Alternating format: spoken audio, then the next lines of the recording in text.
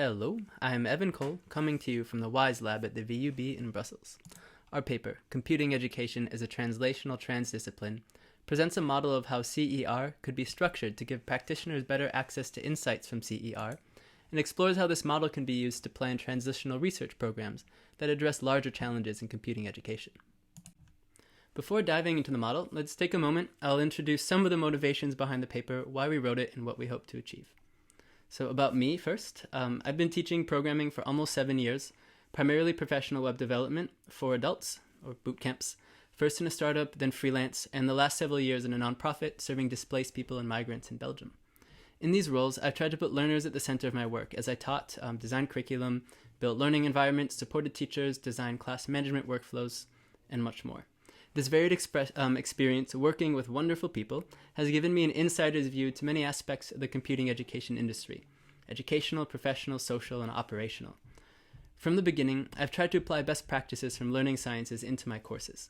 This is how I first came across CER and realized that there are people who specifically study how to teach programming. However, there is almost no research in CER that addresses the context where I worked, despite how many learners stand to benefit. And some of the most interesting or promising research was often trapped in academic papers. So it took me a lot of time and effort to translate what I was studying into practice. Time and effort that most teachers, I realized, don't have. Not only that, but most teachers wouldn't know to do that, as most of the people I've worked with in tech education aren't aware that CER exists. At the same time, I wasn't sure the best way for me to approach the CER community or to share what I've learned without just saying, "Look at this cool thing I made." I wasn't affiliated with the university. I had never done any rigorous studies to back up what I'd made. It wasn't even clear where my work belonged in CER. So this paper started partly as a personal quest to understand the shape of CER as a field, its relationship to the wider world of computing education, and ways to better connect learners and practitioners with CER. I think that I ended up making something I would have found helpful when I started teaching, and I hope that it can be this for someone else as well. Concerning the field of CER, while I was writing this paper, I came to feel that though people have been studying CE for decades, only now does it start to take its own shape as a field. We're beginning to see degree tracks, textbooks, domain-specific theories, career paths, and an international community. But there's still a lot of work to make sure that the emerging field is inclusive and impactful. We notice that there's no overarching model of CER that someone can point to and say, "My work belongs there and contributes in this way." This lack of belonging extends beyond the academic and into the personal and social, which came into focus for me especially while following recent online discussions of 6E reviews. I don't personally have the experience or perspectives to address these issues, but I can offer what I do have, and my hope is that, in any small way, this discussion of intentionally structuring CER for inclusion can be a step in the right direction. Now about the future. The model we're presenting is not a final product. Every model is a living standard. We consider that our model will be a success if you had never thought about this before and see the value. If our model helps you understand CER and your place in it, or if you want to apply this model to your own research. We even consider it a success if you don't like anything about our model and want to make a new one. At least you're now thinking about it. So keep in mind throughout this presentation that the main objective of our model is to create a holistic view of CER that is inclusive, and that is specific enough to help people situate their work and plan new work. Any progress towards a future where CER is internally transparent and engages effectively across diverse educational settings is a win in our book. Now, with some context aside, let's move into our model. Underlying our model are a few assumptions about the nature of CER. First, we believe that it's translational, meaning that CER exists to improve computing education, to make it more effective and inclusive. To this end, we believe that theory and practice must inform each other. We also believe that CER is a transdiscipline, meaning that you need to holistically consider educational systems and the societies around them. You cannot simply isolate a student and a classroom and a teacher and expect to have the impacts that we're looking to have. So to understand the foundation of our model, we first take a look at two substantial divides that we believe are blocking CER from reaching its full potential. The first divide is between CER and computing education more broadly, the research-practice divide. Advances in research do not translate into more effective computing education at the rate you'd hope. This is partly an issue within CER, but also the result of a divide between CER and the broader computing education communities. More often than not, people I've met with or worked do not know that CER exists, and when they do know about it, there's no clear way for them to access or apply the best practices that they've heard of. The second divide is within CER. Advances in theory do not translate to improved learning designs. There may be progress in theory development and in learning designs, but they're not always informing each other. To begin reconciling these divides, we first change our perspective. Instead of looking at them as two binaries, we looked at them and instead said, what if they're the opposite ends of a continuum? What if we think of them as just two extremes on a sliding scale? The first continuum is the research-practice continuum, defined by how something is evaluated. Is rigor and methodology the primary concern, or is effectiveness the primary concern? The second continuum is the theory-design continuum. Does something contribute to our abstract understanding of computing education, or to our concrete know-how in computing education? Put this all together, and you have a 2D continuum that can be divided loosely into 4 categories of work or artifact in CER, defined by its evaluation criteria and contributions. The continuum should be thought of as a tool for discussing and analyzing work in CER, not as a classification system for confining or excluding work. We also find that blobs are more useful than coordinates when using this continuum. Some work may have more emphasis on rigor and know-how, but still some contributions to abstract understanding. For example, an empirical evaluation of a new learning environment deployed in a university may also be used as evidence to support a novel learning theory. And a single research project may be non-continuous over the space. For example, a 2-part research project might include first, a rigorous evaluation of a novel exercise that is second, synthesized into evidence-based but non-rigorous guidelines for practitioners. To use this 2D space in our translational CER model, we reduce it to one dimension by drawing a line diagonally from research theories to practice designs, or from abstract understanding to effective know-how. We find this diagonal best captures our intuition of an academic to non-academic translational continuum, progressing from a fundamental understanding of computing education to artifacts that are classroom ready. Now we take that spectrum and use it as the foundation of our translational computing education research model. This foundation represents our belief that all contributions are necessary for CER to succeed, and each contribution simply plays a different role along the translational spectrum and should be welcomed for what it offers, not criticized for what it doesn't. Shared across all of CER is the need to engage directly with the practitioners and communities we wish to impact. The kind of deep relationships and trust building that is necessary for buy-in, participation, and adoption. An immediate impact of this engagement and outreach can be awareness. There's a lot of low-hanging fruit out there for anyone looking to improve computing education, and lots of people who haven't heard of CER yet. In the long term, this is important for CER to stay relevant. Only through participation with our target communities can we maintain trust, be aware of the challenges they face, and spot opportunities for CER. Realms of research and practice. The next layer down in our model is realms. This is the first categorization that we'll introduce, and it's also the broadest. This classification considers primarily the work's relation to theory. Is it developing theory or exploiting it? In other words, is it trying to understand how to teach and learn programming, or is it improving how people teach and learn programming? The realm of fundamental research is most interested in building our understanding of computing education in a rigorous fashion. This work can include some design and practice, but towards the goal of improving our understanding, not directly influencing practice. On the other extreme is praxis, exploiting our understanding of computing education to improve learner and societal outcomes. This work is heavier on design and effectiveness, lighter on rigor, and less concerned with building our understanding of CE. In the middle is synthesis research, summarizing, sharing work from all realms, making the most recent advances understandable to everyone. We'll first explain the shape of our translational phases before diving into the details. Our model has 5 verticals, representing 5 rough phases along the continuum. On the far left, you have more academic work concerned with understanding computing education in the abstract. On the far right, you have purely applied work concerned with directly improving computing education. Now, these phases may look siloed and linear, but we expect that specialists in each phase will work closely with specialists in others, that any work in CER will be nonlinear, and that a lot of research will involve most or all of the phases. Each phase along the translational spectrum is composed of 3 layers. The first layer is bodies of knowledge. This is what you might expect a specialist to know. the research they should be familiar with. The bodies of knowledge are not directional. There is no order, and they're all equally important.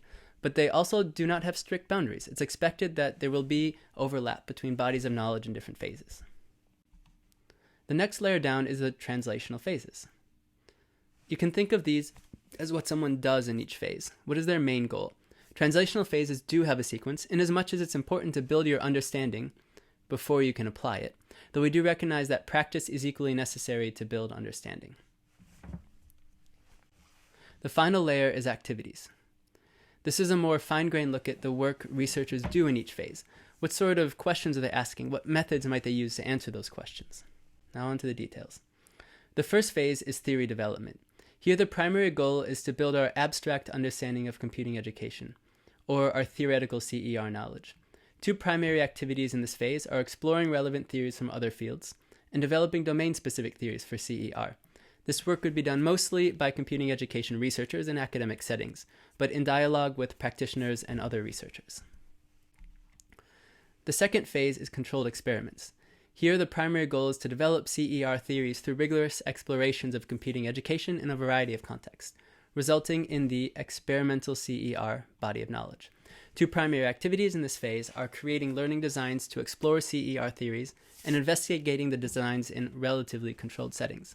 This work would be led by computing education researchers in close collaboration with educators and learners, and the experimental settings should match real-world settings as much as possible. The fourth phase is practice research. Here the primary goal is to contextualize our abstract understanding of computing education through design methodologies, resulting in the body of applied CER knowledge. Two primary activities in this phase include evidence-based design and active engagement with a population representative of your target learners. The work can be led by educators, learners, or researchers, and it should take place in context. If you are exploring how to teach adults JavaScript in 3 months, then you should work with adults who are learning JavaScript in 3 months. The fifth phase is scaled interventions. Here the primary goal is to have a broader impact on computing education, resulting in the body of educational impact knowledge. Two primary activities in this phase include deploying educational interventions at scale and evaluating the impacts of your interventions. Compared to practice research, artifacts from scaled interventions should be ready to use off the shelf, and deployment plus evaluation will happen on much longer timescales, years to possibly decades. This work can be carried out by anyone with the resources to deliver at scale, be it a university, a nonprofit, a company, or something else. What sets this work apart from a non-TCER product or service is the translational process leading to its development and a commitment to continual evaluation and adjustment. We'll take a closer look at some of this with translational research programs later on.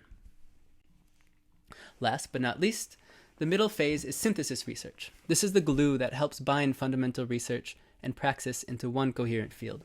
Here the primary goal is to synthesize work from all phases into something understandable to different audiences, contributing to the state-of-the-art body of knowledge. Two primary activities in this phase include conducting literature reviews for academic audiences and writing audience advice for practitioners to make best practices actionable. Literature reviews would be carried out by researchers in an academic setting, but practitioner-facing guidelines should be developed in context and in close collaboration with the communities you wish to reach.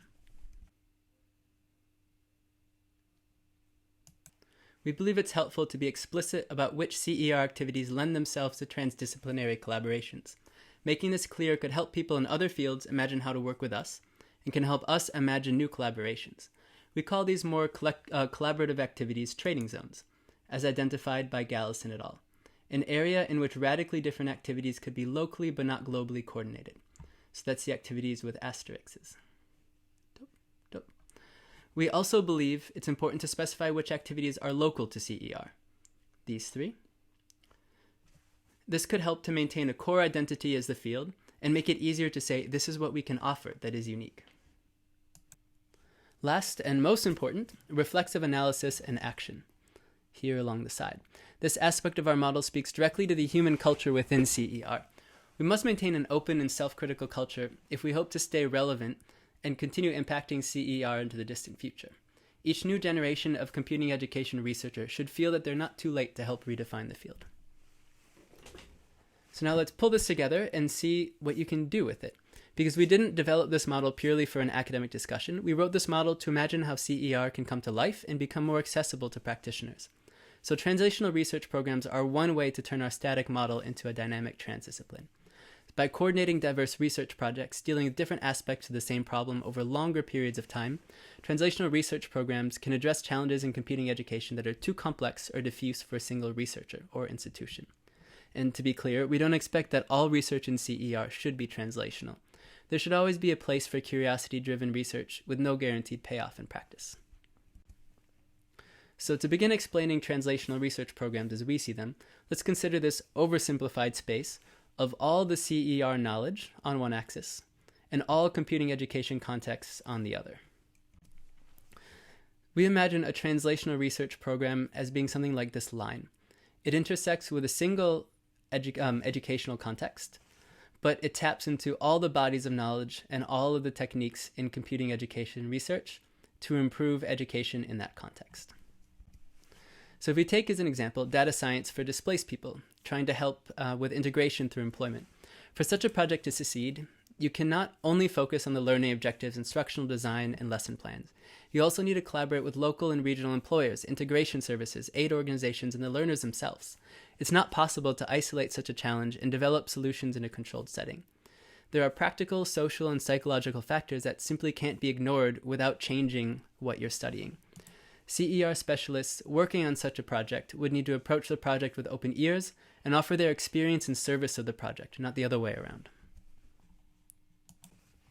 And now, so we've mentioned a few times in this project presentation, stakeholders. But who are these people? They can really be anyone studying or teaching programming at home, at school, just with friends. It could be any organization, nonprofits, universities, unemployment services. And stakeholders can also be anyone indirectly impacted by computing education, such as an employer or family members. So rather than listing all of the different stakeholders in a translational research program, we'll instead think about their relationship to the research process and the final design artifacts. So in the middle, you would have intrinsic stakeholders. This is anyone who's really actively involved in the research process. Then you have direct stakeholders, which is anyone benefiting directly from the output of the research. And then you have indirect stakeholders, and that's anyone who's impacted by anyone who has been impacted by the research. In traditional research, you might place the researchers as intrinsic and consider learners and educators to be direct stakeholders, standing to benefit directly from the research. However, this also implies that the learners and educators are basically objects of study. However, considering our model's conception of outreach and engagement, this is problematic. So we believe instead that translational research programs in CER stand to benefit from participatory research methodologies. A very simplistic way to understand these is to reconsider the role of learners and educators, not as direct stakeholders, but as intrinsic stakeholders, who help to define the research questions and steer the direction of the project. So this, of course, doesn't mean that every single learner and educator is an intrinsic. You can only work with so many people.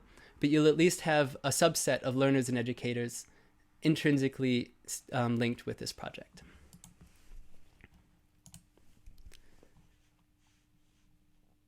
Models are a living standard, and even since submitting this paper, we have ourselves thought of some possible changes to make. Phase 2 has a very narrow focus on running controlled experiments to explore and validate theories. We've since learned more about epistemologies in CER and understand that there are more approaches for exploring and validating theories than just empiricism. So we'd like to make room for all of them in our model. Another possibility is consider new layouts for the diagram. Ours was very square and linear. Maybe there's a more circular or a more interconnected type of model that could better capture the dynamics that we'd like to see happening. We've already mentioned several stakeholders and talked about people throughout this presentation, yet they never actually appear anywhere directly in our model. A new draft of this model could represent different stakeholders and their relationships within and around CER. This rewrite could also be an opportunity to embed a more critical lens into our model. So in this presentation, we argued that CER is a translational transdiscipline. We presented a model for how CER can better impact computing education, discussed the model's application in translational research programs, and put forward a few ideas to improve our model.